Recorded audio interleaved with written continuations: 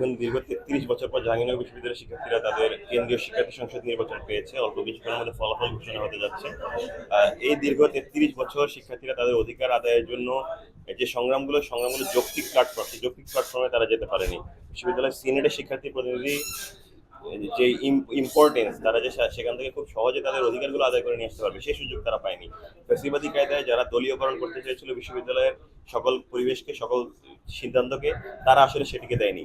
গণঅভ্যুত্থান পরবর্তী সময়ে আমরা এমন একটি পরিবর্তিত পরিবেশ পেয়েছি, সেই পরিবর্তিত পরিবেশে এই বিশ্ববিদ্যালয়ের অন্যতম প্রধান স্টেক হোল্ডার শিক্ষার্থীরা যখন তাদের অধিকার আদায় করতে পারবে, তাদের একাডেমিক পরিবেশে এনহান্স হবে, তাদের লিভিং এনভায়রনমেন্টে এনহান্স হবে, তাদের ওভারঅল ক্যারিয়ার গ্রোথটা খুব ভালো হবে। সেই জায়গা থেকে এই জাকসু নির্বাচন খুবই গুরুত্বপূর্ণ ছিল এবং অবশেষে আমরা অনুষ্ঠিত হয়েছে। বিশ্ববিদ্যালয় প্রশাসন এবং একই সাথে নির্বাচন কমিশনারকে এই জন্য আন্তরিকভাবে ধন্যবাদ জানাচ্ছি জাহাঙ্গীরনগর বিশ্ববিদ্যালয়ের শিক্ষার্থীদের পক্ষ থেকে। ধন্যবাদের পাশাপাশি কোনো আক্ষেপ আছে কিনা যে ৩৩ বছর পরে যে নির্বাচনটা হচ্ছে সেটা ৩৬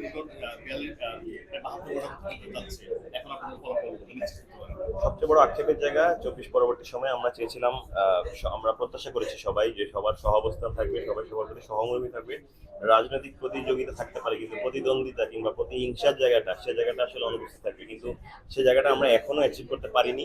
তবে আমরা আশাবাদ ব্যক্ত করছি যে এই ধারাবাহিকতা থাকবে না। আমরা যে প্রতিযোগিতা কিংবা সহমর্মী যে আচরণ, সেই সহমর্মী আচরণটা থাকবে। কিন্তু এরপরে যে যত জল্পনা কল্পনা শেষে এখন নির্বাচন সংগঠিত হয়েছে, আমরা আশাবাদ ব্যক্ত করছি সবাই মিলে আমরা একসাথে নির্বাচনী কার্যক্রম করে এই ক্যাম্পাসকে করার ক্ষেত্রে কাজ করে যেতে পারবো।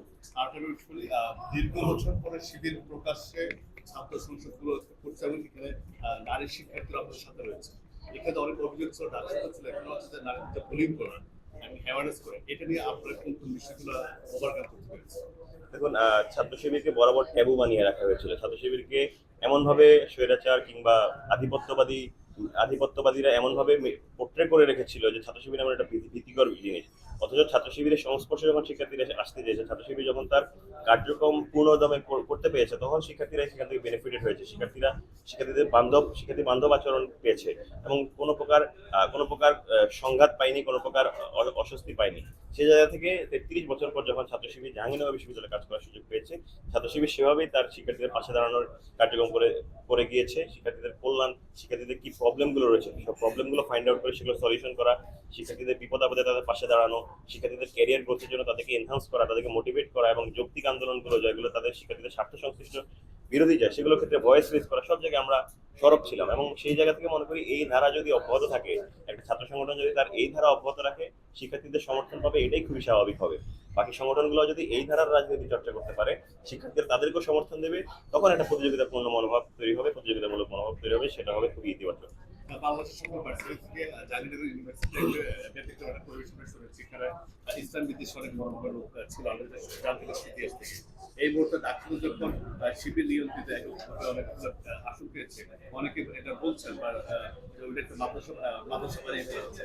জাহাঙ্গীরনগর শিবির যদি আসে, আপনার কতটুকু আশাবাদী, আপনার কতটুকু বিজয়ী হতে পারবেন? আমি আশা করে এই জাতীয় কথা যদি আসে, ওই ক্ষেত্রে আপনাদের মন্তব্য কেটে আগের অংশের সঙ্গে একটু যুক্ত করি যে আমরা যখনই এই শিক্ষার্থী বান্ধব কার্যক্রম করতে গিয়েছি, আমাদের প্যানেলে আমরা কিন্তু শুধুমাত্র ছাত্র শিবিরের নেতাকর্মী বা ছাত্র শিবিরের জনশক্তিদের অন্তর্ভুক্ত করিনি। আমরা গণঅভ্যুত্থানে যারা গুরুত্বপূর্ণ ভূমিকা পালন করেছেন এবং একই সাথে যারা ক্যাম্পাসের কোনো রাজনৈতিক প্যানেলের সঙ্গে নেই, তাদেরকেও যুক্ত করেছি।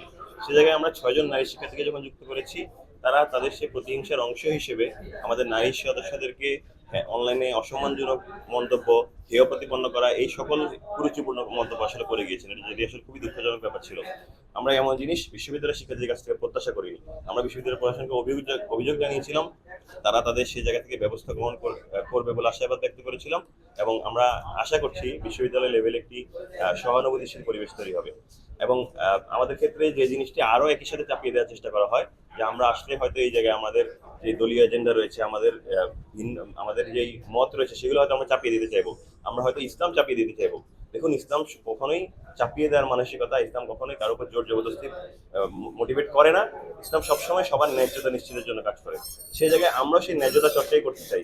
আমাদের কোনো এবং জাকসু নির্বাচিত প্রতিনিধির কোনো অধিকার নেই কেউ কি করবে, কিভাবে পড়বে, কার লাইফস্টাইল কেমন হবে, কে কিভাবে কোথায় যাবে, সেগুলো কোনোভাবেই জাকসুর এখতিয়ারভুক্ত নয় এবং ইসলামও সেগুলো সমর্থন করে না। আমরা আমাদের মূল্যবোধ চর্চা করব, আমরা আমাদের ইসলামী মূল্যবোধ চর্চা করবো, সেই আদর্শকে ছড়িয়ে দেওয়ার চেষ্টা করবো। যাদের ভালো লাগবে তারা আমাদেরকে গ্রহণ করবে, কিন্তু কেউ যদি কারো উপর চাপিয়ে দেওয়া কিংবা কারো লাইফস্টাইল সেট করে দেওয়া, এটা কখনোই ছাত্র শিবিরের কাজ নয়, ইসলামও সেটি সমর্থন করে না। এবং সমন্বিত শিক্ষার্থী জোট, তারা শিক্ষার্থীদের ম্যান্ডেট নিয়ে যদি নির্বাচিত হয় তাদের ক্ষেত্রেও এই ক্ষেত্রে কোনোভাবে প্রভাবিত করবে না।